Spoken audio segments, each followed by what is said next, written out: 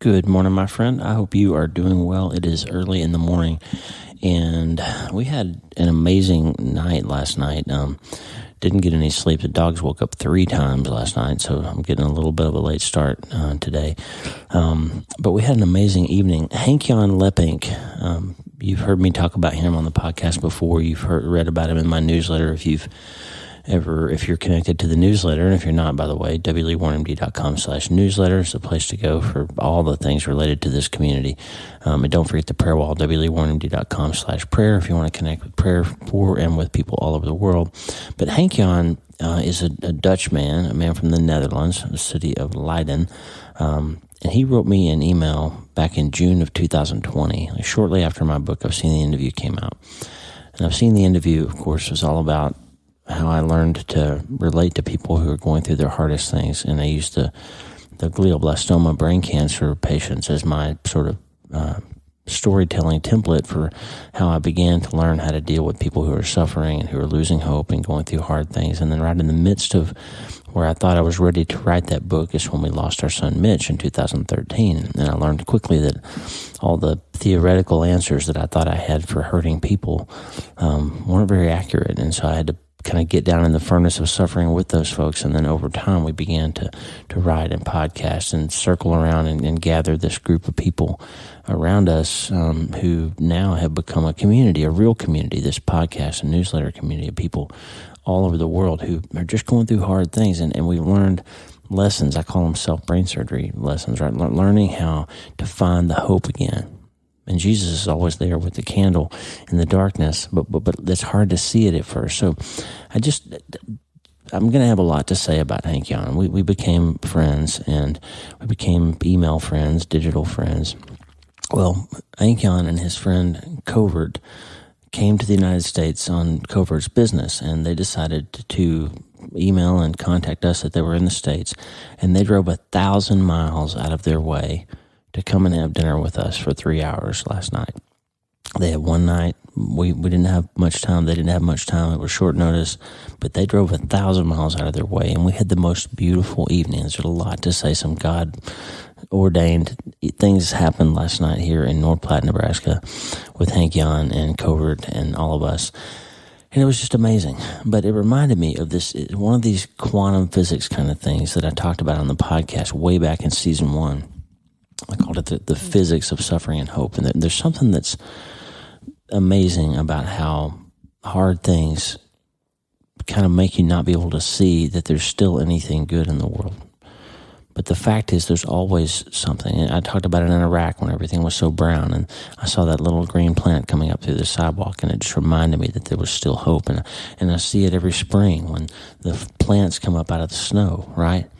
Well, we see it in lives too. When people are going through hard things, almost inevitably, something beautiful will arise in the midst of it to remind you that there's still hope. Sometimes it's a simple thing, a rainbow, a kind word from a stranger, a timely phone call. Sometimes it's a relationship, and sometimes it's something like an email from Hank-Jan. Hank-Jan was going through the worst thing in his life. His wife, Ineke, was dying of glioblastoma brain cancer.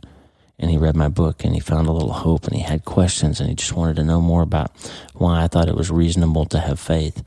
And he emailed, "Here is Hank-Jan from the Netherlands." That was the way he signed on the very first email.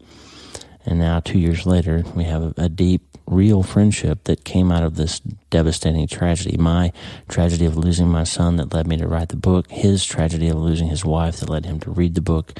And those two terrible things became the template for something else that's beautiful and good. And it doesn't make sense.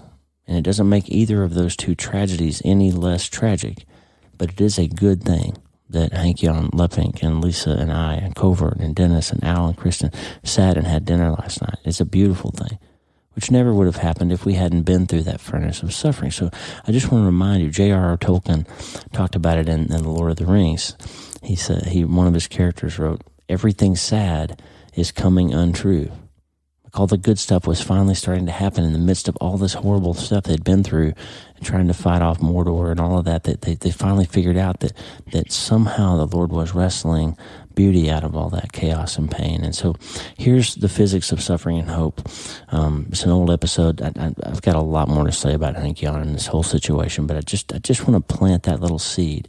When you're in the midst of the worst thing, don't forget to look out for the beautiful things that God always brings. He brings springtime every year, no matter how hard the winter was. And He'll do it for you too. Don't forget to have hope. Everything sad is coming untrue eventually. There's a reason, a valid reason for hope, and it's buried in the quantum physics of how things can be simultaneously true. Bad things and good things can be simultaneously true. And they are. That's what John 16:33 and John 10:10 are all about. But just don't forget, my friend, that there's a valid reason to always have hope. I'm going to tell you more about Hank Jan later, but here's the physics of suffering and hope, and all you need to do, my friend, is start today. Hey, friend, I hope you're having an amazing day. We are.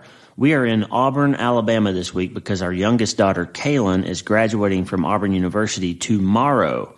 And after 13 years, Lisa and I will be done putting kids through college. We are accepting donations for the Tuition Reparation Fund.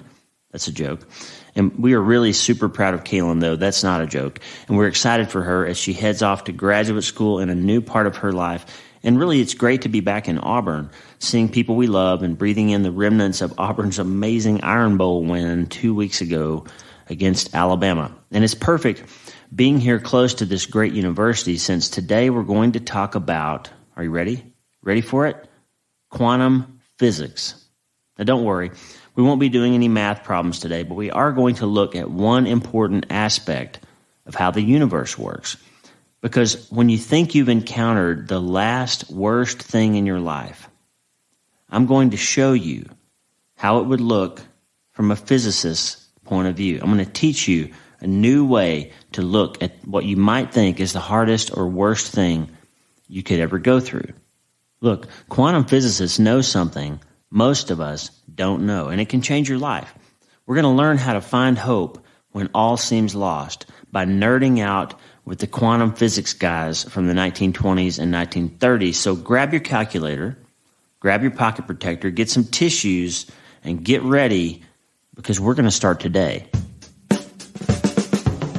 Hey, I'm so glad to have you listening today. I'm Dr. Lee Warren, and I live in Wyoming in the United States of America with my incredible wife, Lisa Warren. I'm a neurosurgeon and an author, and I'm here to help you harness neuroscience, the power of your brain, faith, the power of your spirit, and common sense to help you lead a healthier, better, happier life. Listen, you can't change your life until you change your mind, and I'm here to help you learn the art of self-brain surgery to get that done. You can get the show notes and more on my website at wleewarrenmd.com, and if you like my show, please subscribe so you never miss an episode, and please rate and review it wherever you listen to podcasts. That helps other people find the show so we can help them too. Thanks. Hey, I'm Dr. Lee Warren. This is episode number 7 of my podcast, The Last Worst Thing, a story about quantum physics and hope. So let's get after it. In my new book, I've Seen the End of You, a neurosurgeon's look at faith, doubt, and the things we think we know, I told a story about a friend of mine from high school. She married her high school sweetheart, and she seemed to be living a storybook life, but then her husband developed a brain tumor, a glioblastoma, which is really mankind's deadliest disease. He died, and she was devastated. And that could have been the end of her story. It could have been, as Lisa commonly says, it could have been the last worst thing to happen to her. She could have lived the rest of her life alone, bitter, angry, desperate, and sad. But she didn't. A few years later, she found new love, ended up having a family, and a new life when it seemed like all was lost. But now she's got beautiful kids, and they have great lives. They're grown now. But none of that would have happened. Those people in that relationship wouldn't even exist if her first husband hadn't developed a glioblastoma. So that kind of thing always makes me think, how do we know in a given moment what's good or bad or best or worst? How do we know when hard things happen, how the rest of our lives are going to play out? Now, I've been watching people deal with hardship and disease, disability, and death my whole career. Unfortunately, neurosurgery lends itself to being around a lot of difficult, desperate situations. And as I shared with you a few episodes back, my own family was dealt a huge blow in 2013 when our son Mitch died. So when I say that seeing how people, including me and Lisa and our family, deal with hard things has taught me more about life than I ever learned in medical school, trust me. And to explain the biggest lesson I've learned in all of this, we need to talk about quantum physics. Now, there's a principle called uncertainty, and it's relevant to you and me and every human who has ever lived. In 1927, there was a German physicist named Werner Heisenberg. You should read about Heisenberg, by the way. I'll put a link to his bio in the show notes. It turns out he ended up being arrested by the Nazis and investigated and had to work for the German government during the war and did all this work that ended up being part of the nuclear weapons program. And all kinds of fascinating stuff happened around the scientists of Germany and the United States in World War II. But that's an aside. So Heisenberg came up with something that he became famous for later called the Heisenberg uncertainty principle. And the uncertainty principle basically says that you cannot know precisely the position and the velocity of an object at the same time. You can't measure speed and position of an object exactly, precisely at the same moment. And to really understand what Heisenberg was talking about, you have to know that as scientists at that time, that the scientists were working on trying to figure out how things worked on the subatomic scale.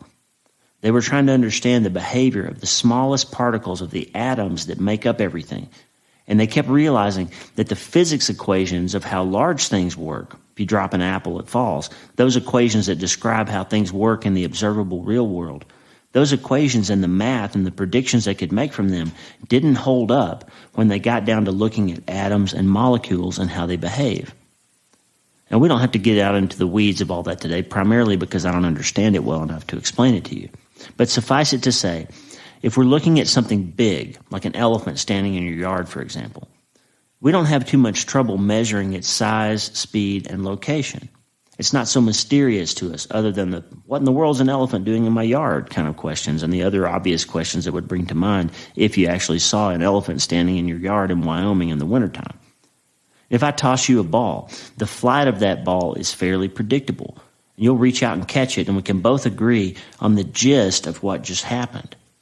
But the trouble comes when we try to explain how the tiny particles that make up those elephants and those balls, how we explain how those little bitty particles, electrons and protons and neutrons and even smaller particles, how those things work, becomes difficult with math that works when you're looking at big things. And know this, when these brilliant physicists started trying to study how these atoms behave and interact with each other, they couldn't figure out why the math equations didn't work. When they were trying to predict, for example, an electron's behavior using normal physics equations, they always failed. If you shoot a stream of electrons into a box that's got a detector on the other side and you try to use normal math equations to predict where those electrons are going to end up, classical physics equations give you the wrong answers every time. And these guys were trying to figure all this stuff out, and they were being stumped by it because electrons kept fooling them. Sometimes electrons acted like particles, like a ball bouncing around, and sometimes they acted like waves, like sound and light. And the scientists held these big conferences in the 1920s and early 1930s where they yelled and argued with each other and tried to figure out whose interpretation of their observations was correct. And even Einstein couldn't figure it out. And Heisenberg came along and articulated the problem a little bit more clearly. You can't know for sure, you can't know exactly the location and the speed of an object at the same time. If you want to very precisely know where something is, you have to make it stop moving. But if it's moving, you can't precisely measure the speed of it and know exactly where it is at the same moment, because as soon as you measure the speed, it's already in a different place than it was when you started trying to measure its speed. So speed and location can't be precisely measured at the same moment. Now, I know this sounds really theoretical, but these guys were on to the math and the physics of what eventually would produce atom bombs and nuclear-powered submarines and power plants and MRI machines and televisions and the computer or smartphone that you're listening to this podcast on right now.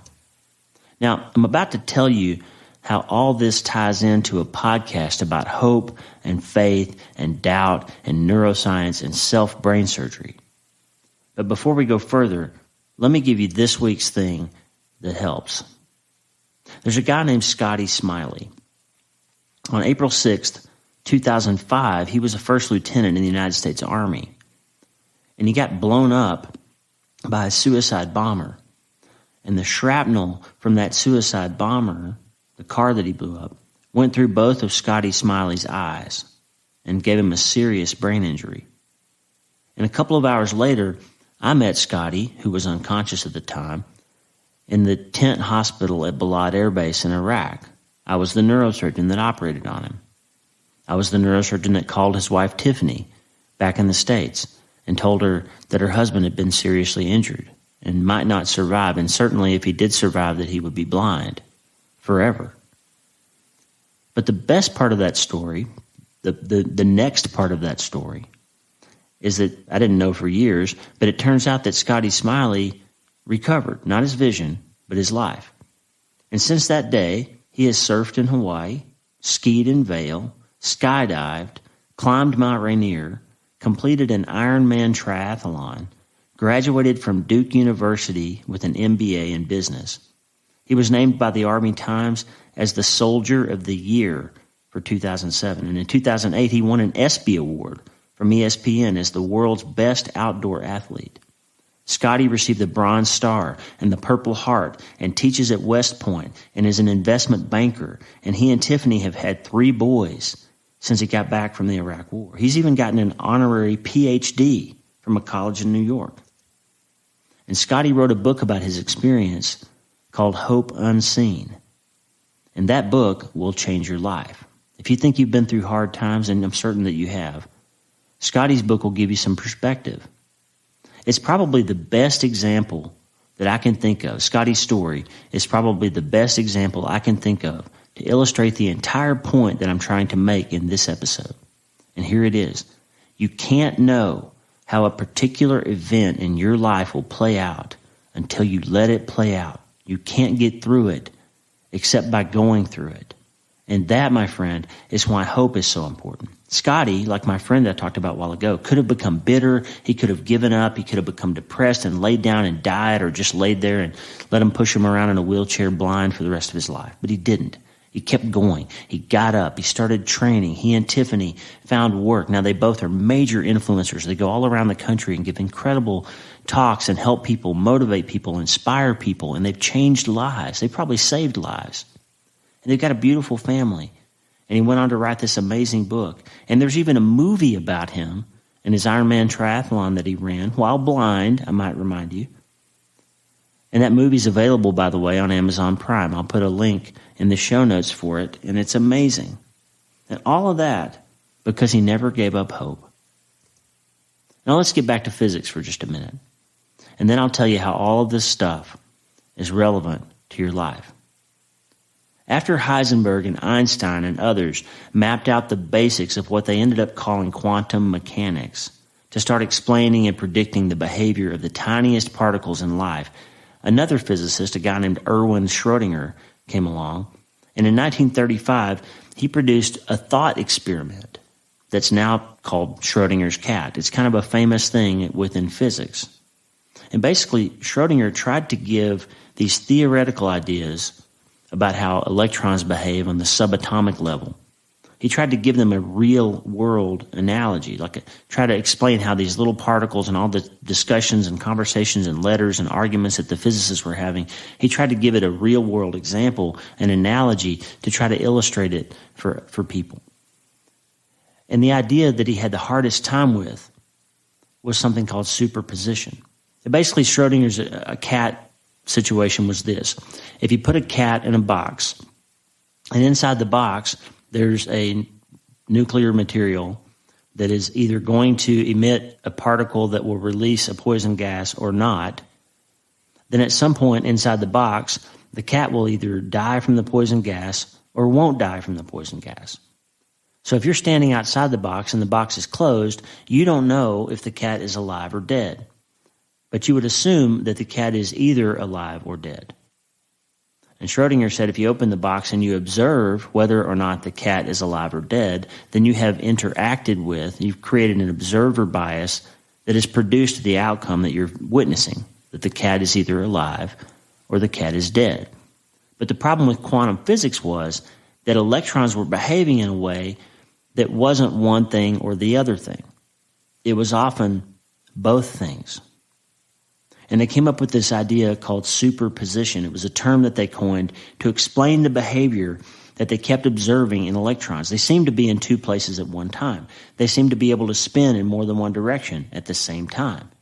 And in the real world, you can't do that. You can't have a ball spinning clockwise on your finger and also spinning counterclockwise on your finger at the same time. So since the physicists didn't yet have the ability to explain how an electron could be in two places at once, how it could exist in two different states at once, they came up with this notion of superposition, a way of describing the movement of particles when there's no real-world equivalent. If I throw you a ball, we can both agree where the ball is, but an electron can be in more than one place at the same time. And old Irwin Schrodinger explained that with the cat story. And even he thought it was preposterous. You put the cat in the box with the radioactive device and a poison, and before you look in the box, you would assume in real world that the cat's either alive or dead. But since we're talking about electrons and not cats, it turns out the cat is both alive and dead at the same time. And the point of all that is that you can't be certain until you observe it, measure it, but that your measurements can't be precise in every way at the same time, according to Heisenberg. So it's a conundrum. And that one point, my friend, is the entire reason that I brought physics into this podcast today. Remember my friend that I mentioned earlier? She lost her first husband to a brain tumor, a glioblastoma, and she was devastated. It could have been, as Lisa puts it, the last worst thing that happened in her life. She could have given up. She could have become miserable. She could have died alone. But then she remarried a few years later, ended up with 2 kids who are now grown, and they have their own lives and their own kids. And I guarantee you that she ran smack into the same conundrum that everybody who's ever been through a divorce or lost a spouse has encountered. Let me tell you from my perspective, I don't think I've ever said this out loud to anybody but Lisa. Lisa, my wife, is absolutely my soulmate. But she wasn't my first wife. I was married for 16 years before Lisa, and I went through a terrible divorce. And every time I think to myself, wow, I wish I'd met Lisa 20 years earlier, I have to stop myself. Because if I had, we wouldn't have the 5 kids that we have. Lisa, if she had married me 20 years earlier, she wouldn't have Josh and Katie, and I wouldn't either. And I wouldn't have Kimber, Mitch, and Kaylin. And we wouldn't have 3 grandkids. And my friend's 2 kids, if she had met her second husband first, those 2 kids wouldn't exist because it would have been a different time frame. And their entire lives and all the influences and experience that they would have, that they do have, wouldn't exist if her first husband had not had brain cancer. So the question is this: which one of those 2 realities is best? Was one of them good and one of them bad? Was one of them bad and the other one good? Of course not. Which is worse, for your first husband to die and you marry your second husband, or your first husband to live and you never know your second husband? Which one's worse? You can't answer that, right? It's impossible to put a quantity or a quality onto that. Was it bad that he had a brain tumor? Of course it was. Was it good that she found her second husband and had those 2 amazing kids? Of course it is.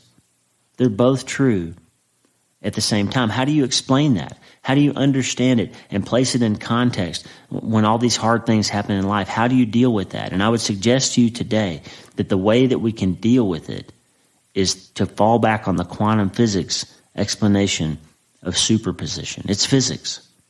There's no real-world example of how it can be possible for Romans 8:28 to be true when it says God works all things together for good for those who love him, because there are some things, friend, that are absolutely not good, like your 19-year-old son dying.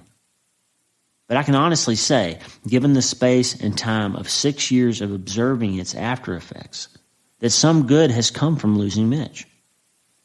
It's hard to say. It's hard to talk about. It's hard to share. But I started blogging and podcasting in 2014 because of losing Mitch, because I was trying to write through and talk through my pain and what my family was going through and find some way to redeem it. And I'm going to tell you this right now. At least 2 people, I know it's 2 because 2 people have reached out to us over the years. So at least 2 people have written to me to say that something I wrote or something I said on my podcast kept them from committing suicide. 2 people. So there are at least 2 people in the world who would not be alive today if Mitch was. Listen, it is not good that I lost my son. But it is good that those 2 people are alive. It's not good that my friend's husband died. But it is good that she has 2 children with her second husband. Those 2 realities are my version of Schrodinger's cat. They are simultaneously true. They are superpositioned onto one another. They are one electron spinning clockwise and counterclockwise at the same time. It's impossible, but it's possible. Look, there's a reason why physicists are so intimidating. It's because their beautiful minds can see things in all those numbers that normal people cannot see because the math is so very, very, very hard. But thank God for them, because without them, we wouldn't have computers or microwave ovens or smartphones, and I wouldn't have a metaphor to help me and hopefully help you understand how the worst thing that can possibly happen can at the same time be the very thing that saves someone else's life. Is it good or is it bad? I don't know. I can't observe it at the same time. Is this the last worst thing, this thing that you're going through? Is it the worst thing that's going to happen to you? Or is it the beginning of something new? It's uncertain at the time. Because of the physics lesson, though, because I'm bringing you quantum physics and giving you some tools, you can know this one thing. Know this and count on it. This is where you'll find your hope. Here it is. Rippling out from every moment in your life is a chain reaction that is producing realities through time and through space that can restore hope and help you and others, even while it feels like it's killing you. You might think you have to choose, good or bad, but quantum physics says it can be both at the same time. That's how Isaiah 61 can be true, when God says that he can give us beauty from ashes, when he can give us joy from sorrow, when the sorrow might linger through the night, but joy comes with the morning. That's because of superposition. It's because of quantum physics in your heart. You don't have to be a German physicist. You don't have to have a box with a cat that's both dead and alive at the same time. But life is uncertain. You can observe that in the real world, and you will. But it takes a quantum view to really see what's happening down deep. And it's beautiful, and it's terrifying, and it's hard to understand, but it explains everything. Listen, losing my son was awful and horrifying, and it never stops hurting. But my work that was birthed from that pain has saved at least 2 lives.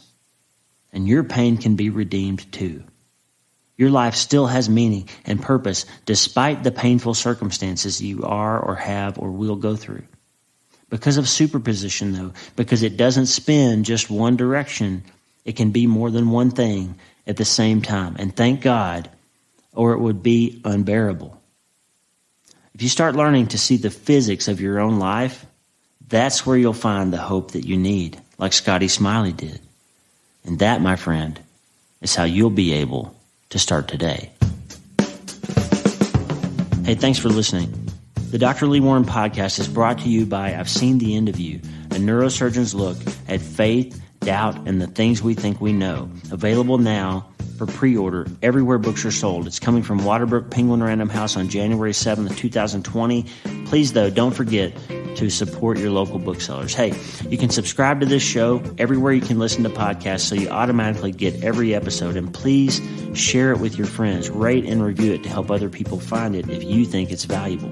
Go to my website, wleewarrenmd.com, for more information about my letter that goes out to all 50 states and 40 countries every week.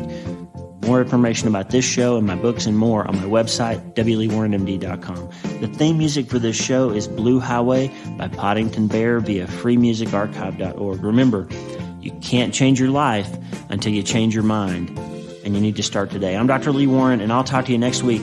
God bless, and have a great day.